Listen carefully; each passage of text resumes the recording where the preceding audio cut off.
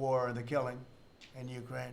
So we're selling missiles and military equipment, millions and millions, and ultimately billions of dollars to the NATO people, where I'm very friendly and we have a great relationship. But that was an amazing trip. So they're funding the entire war.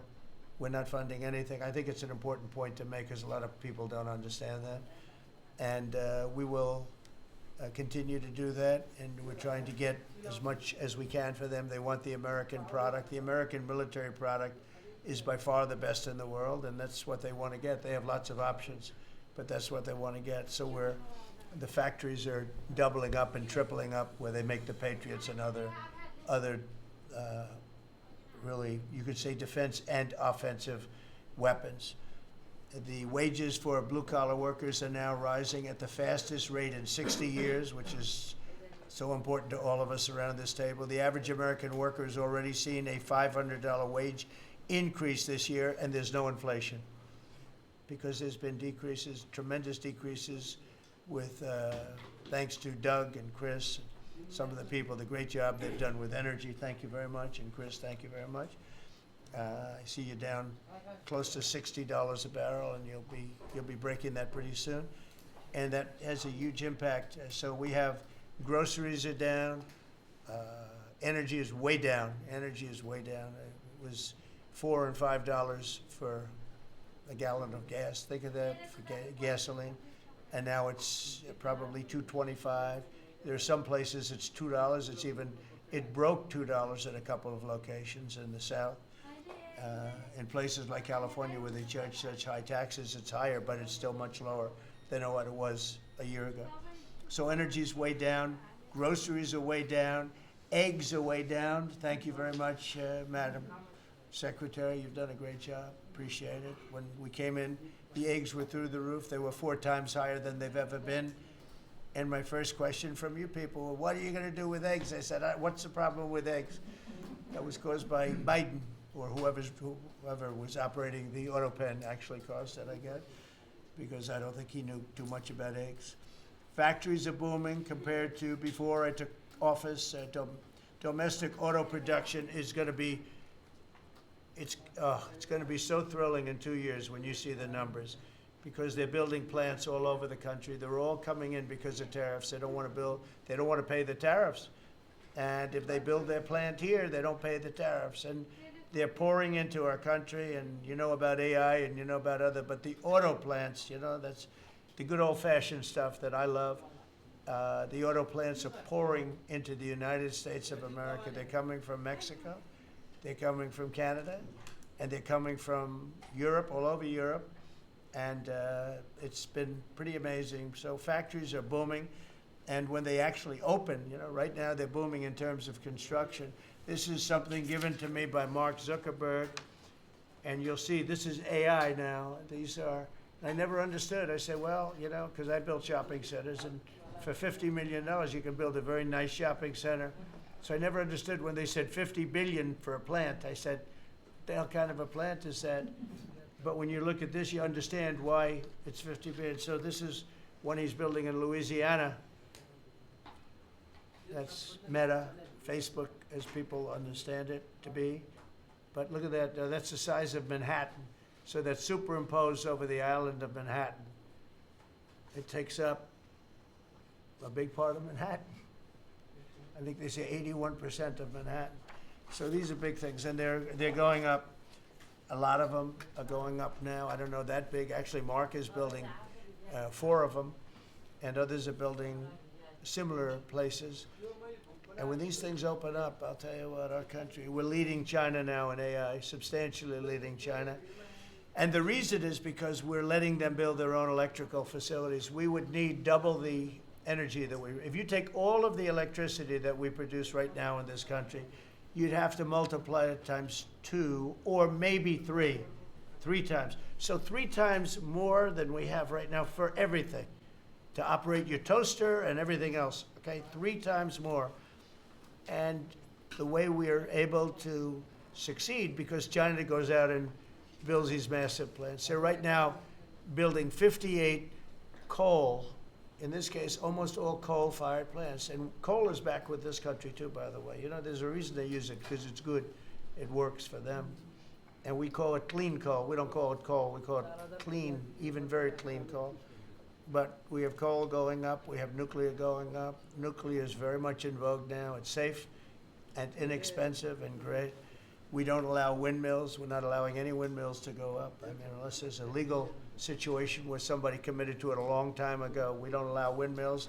And we don't want the solar panels that I was speaking with the secretary about, because they take up, you know, thousands of acres of our farmland.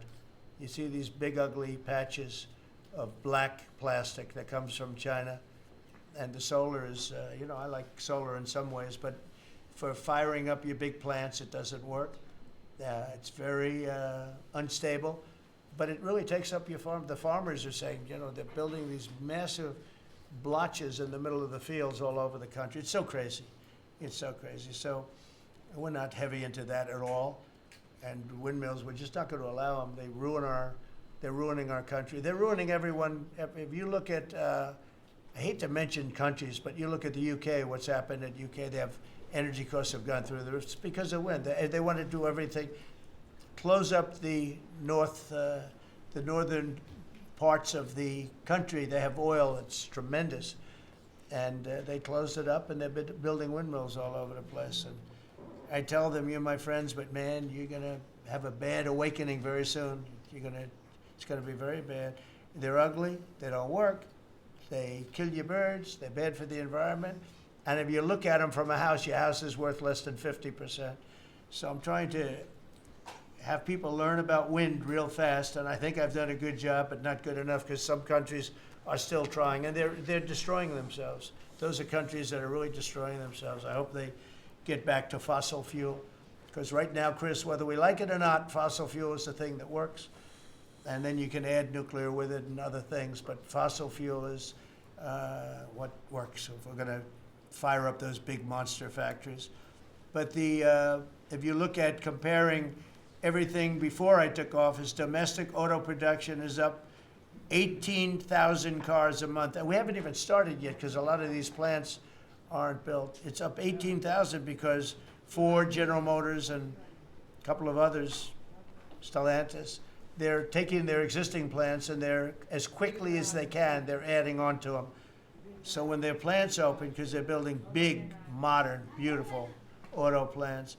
But think of that, we're up 18,000 cars a month, and essentially all they've done is try and utilize their space correctly as their big plants open up. It's going to be, I hope they remember that it was this way. I hope this table gets a lot of the credit for what's happening. It gets all of the credit, because this would have never happened. We were going out of business in every way. We were losing. All the car plants were leaving this country. Now they're all coming back in, and they are coming from Canada, and they are coming from Mexico, but they're coming from Germany. They're coming from all over the world. Domestic steel production is up by 100,000 tons of steel a week. We have a 50% tariff on steel, aluminum, and various other things. Copper just got brought into the picture, and that means people are going to want to make steel here. We just made a deal with U.S. Steel. As you know, we have an outside company come in, spend $17 billion on building new plants, new everything. It's great, and it stays right here in America. So we're doing amazingly well on steel, and domestic oil production is up by more than 300,000 barrels a day. That's a lot of barrels, and you're going to be talking about that in a second, I think, Chris and Doug. These two people have done a fantastic job, and we have the oil price down to about $62 a barrel. So just so you understand, because a lot of you like to talk about costs and prices, but I watch so much fake information. Product costs are down. Energy is way down. Energy brings things down. You know, with energy, that's what happened with Biden. He stopped our program, and then he went back to it when he realized that it looked like you're going to be paying numbers that nobody's ever seen, like $7 a gallon. You're going to pay $7 a gallon. They were up to $7.5. So then he immediately went back to the Trump plan that they terminated. But It was too late for them. It was too late. They blew it. They had a great thing going. I gave them something great, and they blew it. Since the inauguration, we've created over 500,000 new private jobs. And if you notice, when the numbers come out, government jobs are going down and private jobs are coming up. And that's what really fuels the country. It's easy to hire people and pay them for doing something that maybe is not very productive.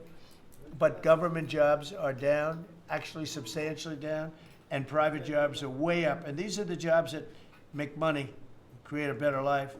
Meanwhile, we've reduced the number of federal bureaucrats by 84,000.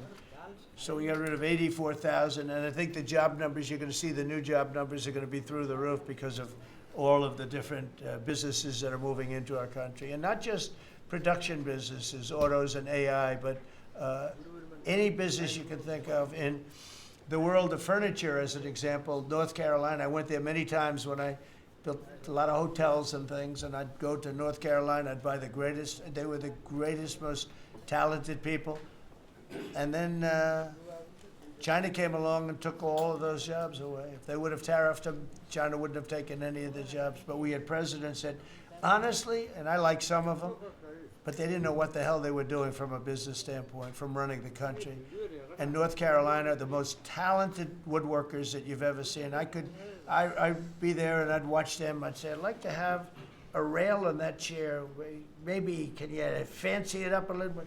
How about this, sir? And it'd hand me a thing. It was like they were artists. They were unbelievable.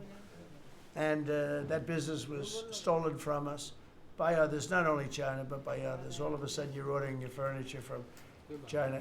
It was not even close to being as good, but they couldn't compete with it. If we would have said it costs 100% or 200% tariff, you wouldn't have lost one job. It's so sad. But we're going to rebuild North Carolina furniture and other places, South Carolina too, to a lesser extent. They make furniture. But furniture, we're going to put a very substantial tariff on. We've already announced it. It'll be done pretty quickly. And when that happens, everyone's going to start. I just tell you, North Carolina, go out and start getting the grandchildren and the children, start teaching them, because some of those incredible artists that I knew as young people, they're older people now, but they still have the talent and they have time left. But they're going to be teaching their sons and their daughters and their grandchildren, and it's going to be a beautiful thing to see. It's going to happen like magic. It's going to happen without question. It's not like, gee, I hope it happens. It's going to happen. The results of Ford that just announced it's going to create 4,000 new jobs, American jobs. Hyundai, 14,000 jobs. General Motors is moving production of the Chevy Blazer and Equinox from Mexico back to the United States where it belongs. Don't forget, we lost 55% of our auto production over the last 35 years. 55%. We were the auto capital of the world. Like there was nobody even think about challenging us. We lost 55% of it to Mexico, Canada, China, a lot to China, and other countries. And it's all coming back. We will be bigger. A couple of years, we'll be bigger than we ever were. We'll be more dominant. We'll be bigger. We make great product, too. We're starting to make really great product. We're going to be bigger than we ever were. We're going to be at the level that it was when we were the only one that really, we sold to the world. And we're going to be back selling to ourselves and other parts of the world. It's not going to be the same, but it's going to be equally as important as it was in the heyday 30 years ago. But we lost more than 50% of the automaking capacity. In fact, the unions, the auto unions, as you know, the top guy didn't know me, didn't like me, and now he likes me. He says, man, I can't believe what Trump has done. But the auto workers voted for me. They understood better than anybody else. The auto workers, the Teamsters voted for me. Teamsters are great. They all voted for me. No Republican has ever gotten the support of the Teamsters and the auto workers. And now the head of the auto workers, I mean, it's so amazing. I watch them on television there. They can't even believe what happened. And I told them all what was going to happen. We secured new market access for American agricultural exports all over the world. Our secretary is doing a great job. Thank you, Brooke. And we have negotiated historic trade deals with the United Kingdom, China, Indonesia, Vietnam, the Philippines, Japan, South Korea, who was here yesterday, and the European Union. Foreign nations are now paying hundreds of billions of dollars straight into our treasury, and numbers that nobody's ever seen before. As you know, we made trade deals with a lot of countries, and many of those countries, just to be able to sit at the table, are paying us hundreds of billions of dollars. We made a trade deal with the European Union. They were rough on us for a long time, and now we have a very good deal. We made that with them.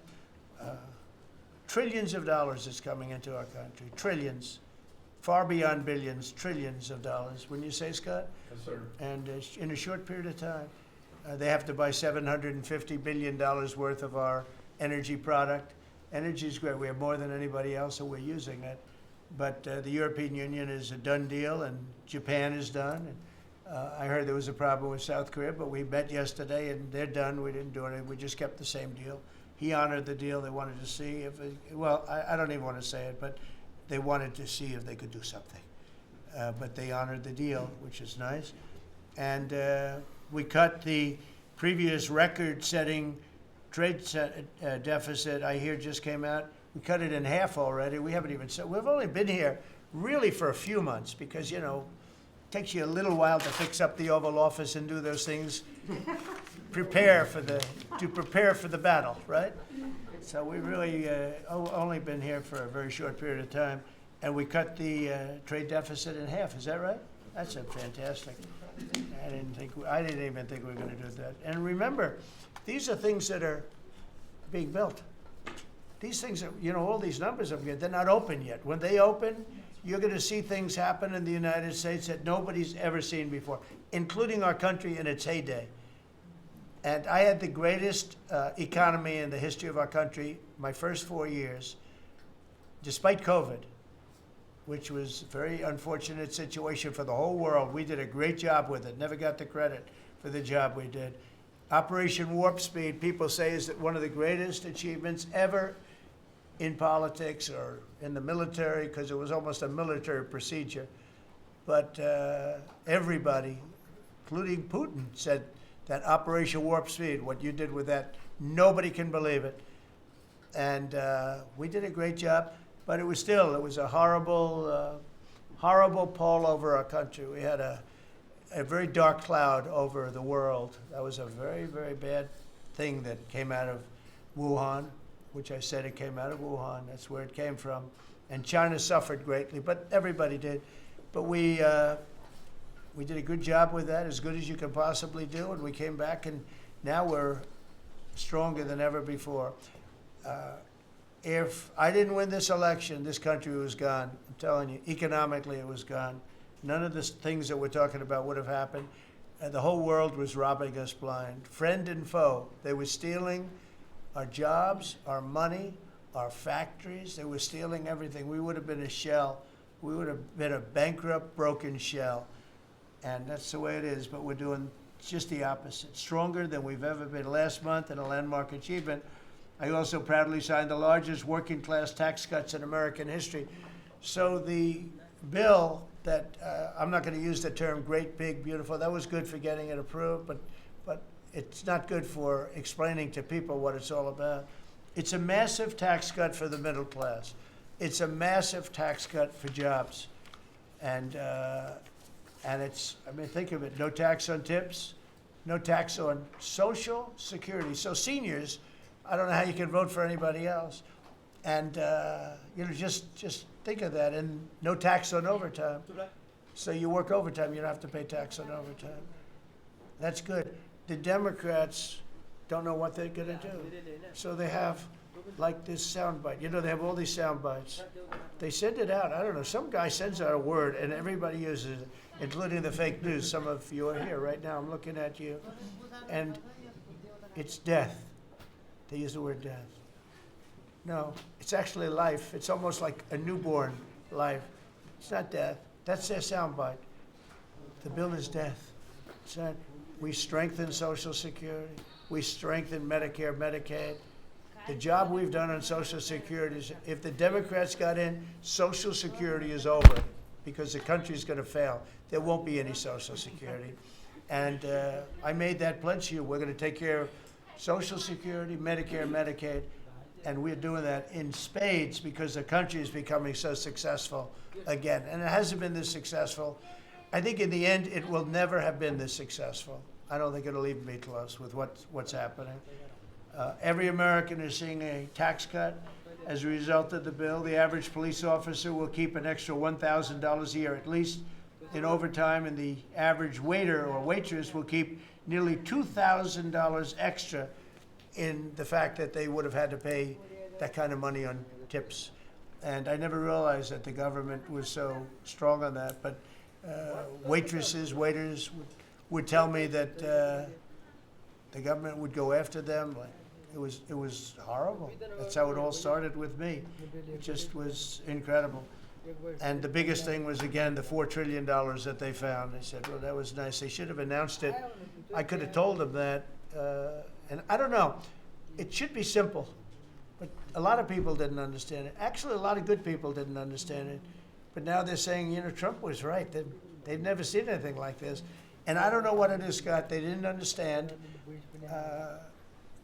what we were trying to explain to them was going to happen. Everybody's moving back to the United States because they don't want to pay a tax. If they're not here, they have to pay a tax. And it didn't seem that complicated, but it's working at a level that nobody can imagine. This is working $4 trillion, but that's a big number. It's a number that nobody ever heard of before. But $4 trillion is exciting. But that's nothing compared to what's happening, because these places haven't even opened yet. Some of them haven't even started hiring yet. They're under construction. So it's construction jobs, but it's not the big number, and the big numbers, when they open, they're going to be very successful. It's a revolution.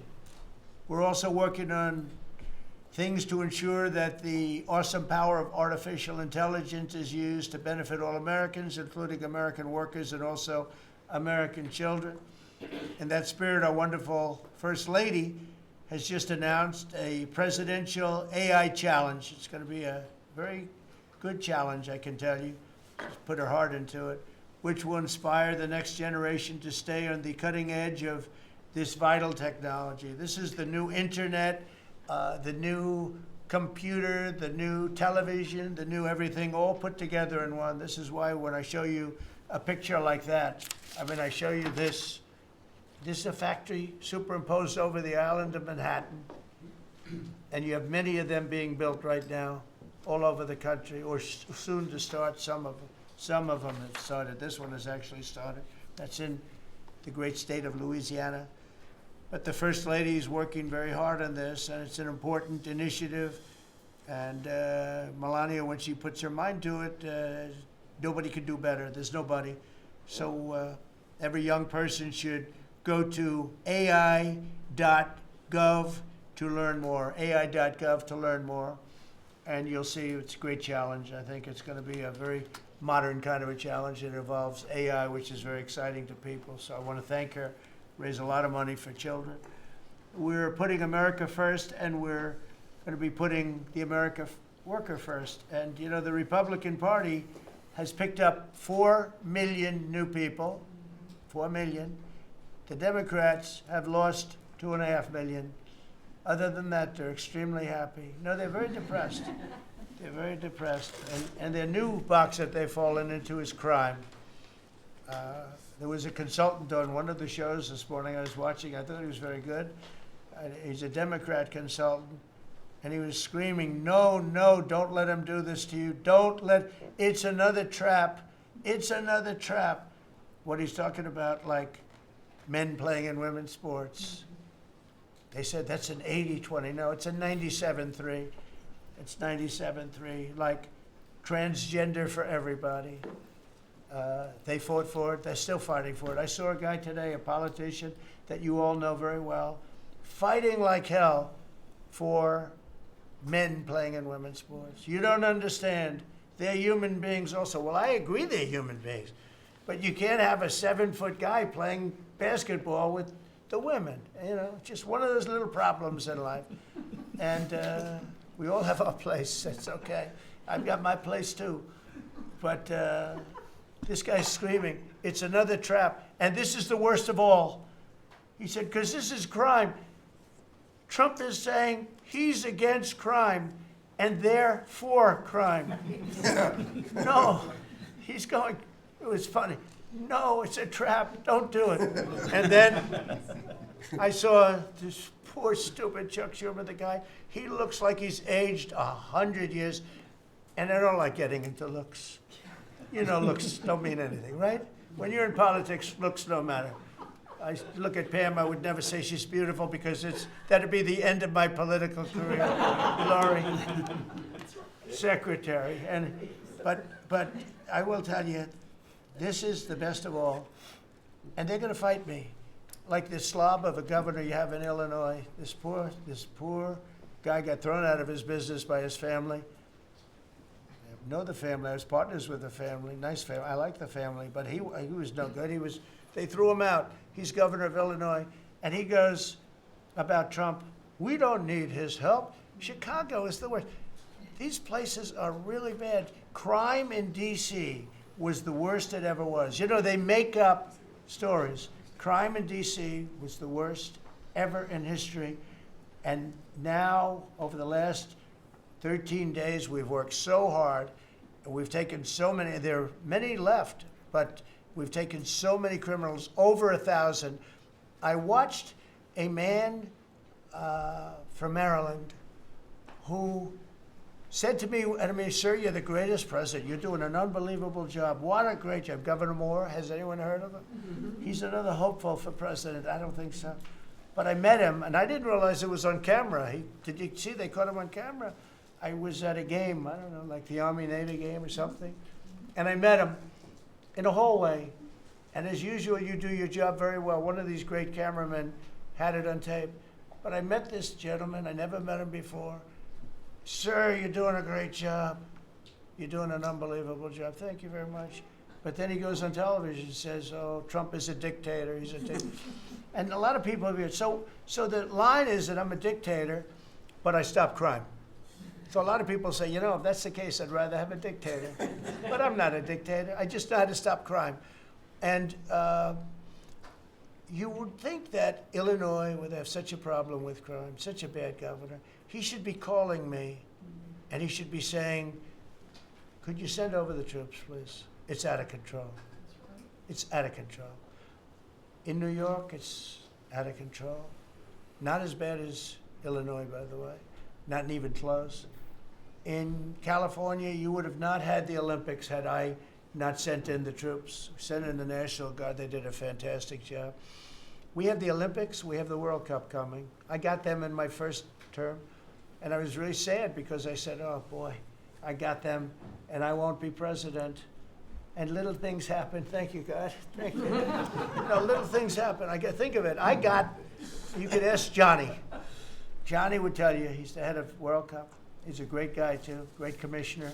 But he's the head of the World Cup. He said, Trump is the only reason we're doing this.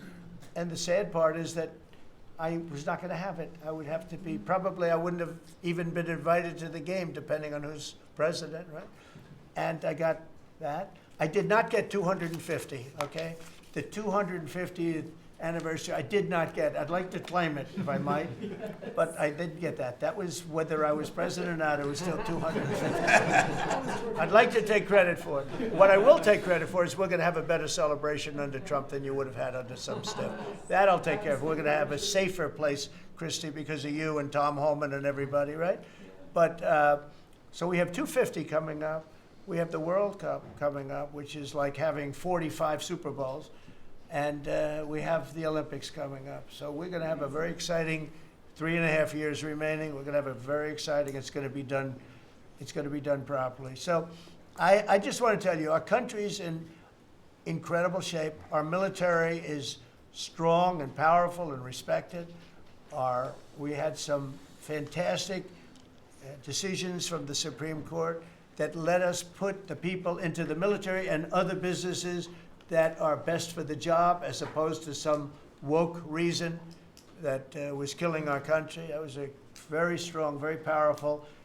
You can now go into a company based on your ability, as opposed to being forced in based on some factor that cannot make our country great. That was a big decision, very, very big decision. And we've had a lot of great decisions, and we've all made some great decisions sitting around this table. I want to thank Scott. Unbelievable what's happening financially with you and Howard. And Vice President's involved in everything, and he's been great. And Marco has been really, I think you're born for this job. I don't think you should ever run for another office. I don't think you should, really. You're so good at this. He is so good. And everybody likes him, everybody likes him. But everybody, much more importantly than like, I think you would say, is respect. They respect Marco. They respect all the people around the table. So what I'd like to do is, I'd like to go around the table. You seem to like it. Your audience seems to like it based on ratings. And I want to mention, about crime, because we have a young lady here, Iris, of Epoch Times. You're Iris, aren't you, huh? And I heard you were very savagely mugged in the city, and we're not going to let that happen under this administration. That was last year. And would you like to mention what happened? Of course. So first of all, thank you, Mr. President. You want to listen to this? For having me here to share my story to the room and to the broader public. My name is Iris Tao. I'm a White House correspondent for NTD, the sister media of the Epoch Times. So more than 2 years ago, it was a Saturday morning in broad daylight. I was on my way to work, and a young man with a black ski mask pointed a gun at my face and threatened me to hand over my phone, my wallet, my laptop, and everything else. And when I refused, he used the butt of his handgun to strike me across the face, in the cheek, or what some people call pistol whip me, before running away.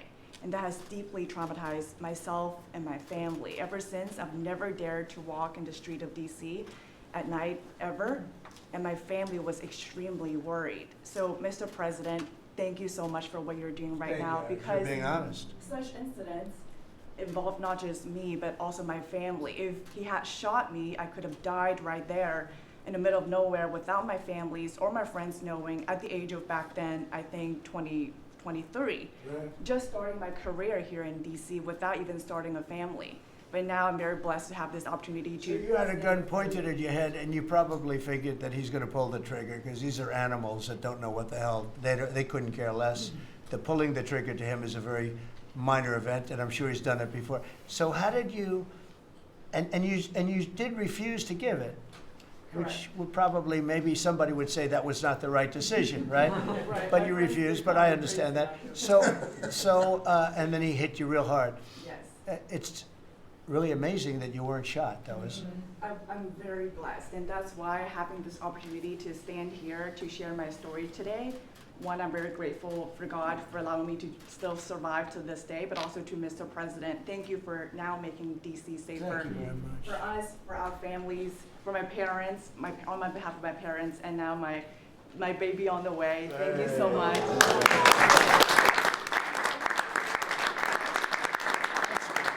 And there are other reporters and journalists, good people, and you don't have to say it, but that have also been attacked violently. And not violently, too, pretty badly. But, and I bet you see a big difference in the streets right now. And this is only 12 days, but people are telling me they're going out to dinner now. They haven't, I told my friend, but I have a lot of friends that are going out to dinner all the time now in DC, and they weren't doing it 12 days ago. They would never even think. One of my friends went out 5 times. It was 4 times the last time I told. Now it's 5 times. He said, I love going out to dinner, and restaurants are starting to open again. A lot of them closed because, nobody wanted to go into a restaurant. Nobody wanted to get to a restaurant or even sit in the restaurant. But you see a big difference now, don't you? I do pass by Union Station every day on my way home, and I do feel a lot safer seeing the trucks right outside, seeing the National Guard troops members right outside. It does make me feel like I'm hopeful about DC again, and one day hopefully we can raise our family here. Thank you very much. It's nice, and those are tough troops too. Those are not politically correct troops. We don't have politically correct anymore. We have tough guys, tough people, including some tough women. But we have tough people, and when you look at them, I tell you, they showed one scene where a bunch of Tren de Aragua guys, or whatever, maybe MS-13, maybe MSDNC, okay? Because to me, they're worse. I think they're worse. MSNBC maybe is worse than Tren de Aragua. Real scum, real dishonest people. But anyway, they went into this gang, I think it was Tren de Aragua, Venezuela, and they weren't nice to this group of people. The gang was calling them sir. Yes, sir. Yes, sir. Get out of here. Get the hell out of here. You're no good. Get out of here. And yes, sir. Yes, sir. Yes. These are people that beat up people all day long. And they're calling these soldiers, that's what they are. They're real soldiers. There's no games. I said, you don't have to be politically correct.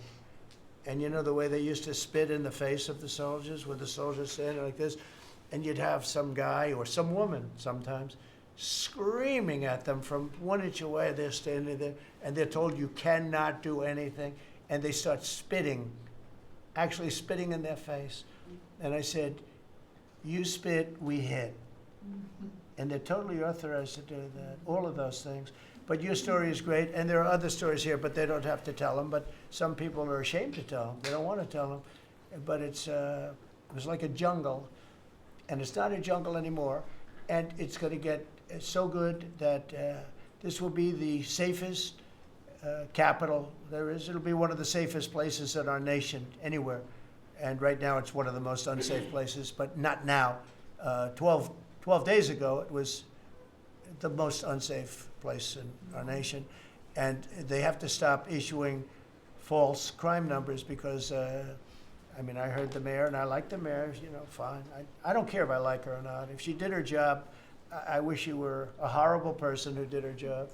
But she's probably nice, I guess. I don't care. I want her to do a job. But they issue false numbers. She said, crime is down, you know, before we got, now they can say crime is down. Crime is very much down. But what they did is they issued numbers. It's the best in 30 years. Not the best. It's the worst. It's the worst. It's much worse. And they gave phony numbers. And then they fired the man who didn't want to write the phony numbers. He got fired. And I guess that whole situation's under investigation because it's a very important thing, Pam. I mean, if they're going to give these phony numbers, it's a false feeling that you get crime, you have to do something about it. And you can't go around saying, oh, Washington, D.C. safe if it's not. It's going to be very safe very soon. It's very safe right now. You're going to go out, have dinner. People are going out all over the place. They're walking. I have people that work in government, strong, tough cookies. They can take care of themselves. But it doesn't help to have big, strong muscles. And I work out. If a guy's over there with a gun shooting you in your face, you can be the strongest guy in the world. Guy has a gun, shoots you in the face. It doesn't matter how much you've worked out, how many weights you've lifted, how hard you worked. And so we have the toughest guys and we have the best guys. And I'm willing to go to Chicago, which is a big trouble, but we have a governor that refuses to admit he has problems, huge problems. Baltimore, Wes Moore was telling me I want to walk with the president. Well, I said, I want to walk with you too someday, but first you got to clean up your crime because I'm not walking in Baltimore right now. Baltimore is a hellhole. And this guy, I don't even think he knows it. He's another candidate for president. Between him and Newsom, you got some real beauties, I'll tell you. But if we didn't go into Los Angeles, you wouldn't have the Olympics, in my opinion. You wouldn't have the Olympics. We went in, and the sheriff, the boss, said, thank God they're here. You could see his tape. He said, we were not able to control what was happening. That was the sheriff. And he said it loud and clear. And they're suing us for going in and cleaning up crime. And yet their own sheriff said, on the first or second night, he said, we could have never handled. That was going to be, you were not going to have the Olympics or the World Cup, because that would be, there wouldn't be anything left. They shouldn't have lost 25,000 houses. The water was turned off from the Pacific Northwest. And I was after them in my first administration, turn on the water, turn it on. Nobody could have believed this could have happened. But they had no water in the fire hydrants. They had no water in the sprinkler systems that people put up in their ceilings. There was no water. And yet we have tremendous amounts of water. They send it all into the Pacific Ocean, trying to protect a certain little fish that's not doing well because it doesn't do well without water either. And it shouldn't be protected because it shouldn't be a protected species. But I think that's actually just an excuse. I actually think these people are sick. There's something wrong. So we send hundreds of millions of gallons of water a day into the Pacific Ocean. They turn a valve, and the valve heads out, and we turn the valve back. I actually had to do it using force. We turned the valve back, and now they have water, but not as much as they should have, because they should, and I'm telling Gavin Newsom by this conversation right now, turn the rest of the water on. Turn it on. So things are done that are so sad in this country. Lack of common sense. I like to say the Republican Party is the party with common sense. We're smart, we're sharp, we're this and that. They're smart, but they're radical left people. And they can't help it. They're very smart, but they're radical left, and they're destroying our country, but they're not going to destroy it anymore. So we picked up millions of people in the Republican Party. They lost millions of people. And I think we're going to do very well in the midterms. And I just want to say one other thing, and that's medicine. The cost of medicine all over the world is much cheaper than the United States because for years the world pushed us around, including our friends. And you go to Germany, you go to England, you go to different places, and you go to a store, and it's sometimes 10% of what we pay in the United States because they said, nope, we're not paying any more. You charge the United States. This went on for 25, 30 years. And I invoked favored nations. I said, I want to pay the same as they're paying. And Bobby Kennedy is doing a good job, and Dr. Oz is doing a good job. And I asked them, I mean, other than the basics that they're doing on autism and other things, which we got to solve that problem because it's crazy what's happening, it's out of hand. But this is the most important thing that can be done is favored nations, Bobby. And we're not talking about a 25% cut or a 50, we're talking about a 1,500% cut. Because people go to Europe to buy drugs and they come back with drugs, prescription drugs, normal, not, I don't mean the bad drugs, I mean prescription drugs. Because you can buy them for 10%, 15%, 20% of what. So they're going to go up in price. And I told the countries, and I get along good with all of them. I mean, you could ask I get along good with all of them. But I said, you know, I told them, I said, you're going to go up a little bit because it's the world. It's the world. So more people in the world than we have. We're going to go down a lot, and they're going to go up a little. And it's called equalization. We're going to have equalization. So we pay the same price as the lowest drug sold anywhere in the world. And I think, Bobby, that's going to happen pretty soon. The companies are ready for it. They had to go for years. I was with a very great gentleman from Eli Lilly. I think he's an incredible executive. I mean, I'll mention the company and I'll mention him because we had this argument my first term, and then we had it in my second term. In my second term, I wouldn't stop until I won the point, and he threw up his hands. He says, you're right, I can no longer defend it. I can no longer defend that a pill that's made by Johnson & Johnson in a factory, in the same factory, in the United States versus a place in Europe or other places, including Canada, by the way, you could buy it for 10% or 15% or 20%, the cost of what we're paying. Well, we'd pay 5, 6, 7 times more money. He said, it's the hardest part of my job, defending that. I'm not going to do it anymore. I'm saying that we have to get down to business. And that's a great company. He's done a great job, and I appreciated it. And it really broke the ice because they were sending, well, we have to do research and development. Well, you have to do it for Germany and all these other countries too. Well, they think the United States should bear it. I mean, I heard this stuff and I finally said, it's over. Now, you have to have somebody that can get these countries to do it. I told them, if you don't do it, we're going to charge you a 25% tariff on everything you send into our country. That's much more money than what we're talking about. Then we have to get the drug companies to do it, and they'll do it because we have tremendous power over the drug companies too. So we're going to get it done. I just hope we get it done fast, Bobby, because this thing should go fast. But we're going to get, the cost of medicine is going to be 1,000%.